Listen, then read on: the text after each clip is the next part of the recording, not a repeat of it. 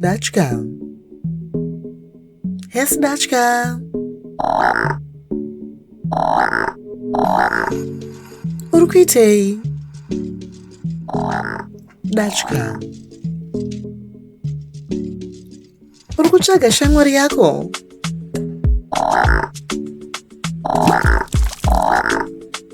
Shamwari yeDachka iri kutiza.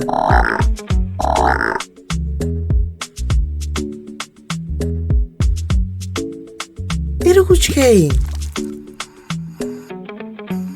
Dachka, shamwari yako iri mudziva.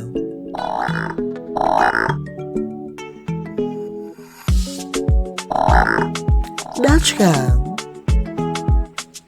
ona shamwari yako iyo.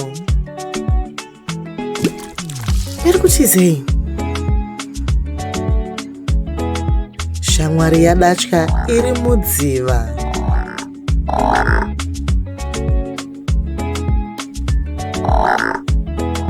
Dachka,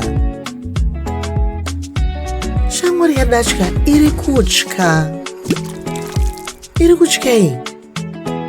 Nguruve, wambonawo Dachka? Oh, nguruve hana kuona Dachka. Dachka, uri kutyei? Mune nguruve mudziva.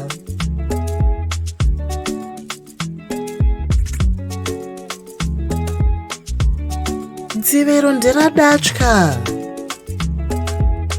Udza amai vabude mudziva.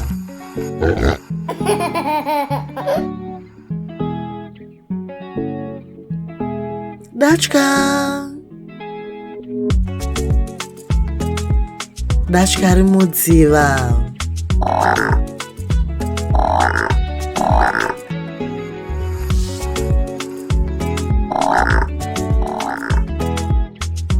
Dachka ari kupi? Uyo! Dachka anotya. Dachka. Did you enjoy this video?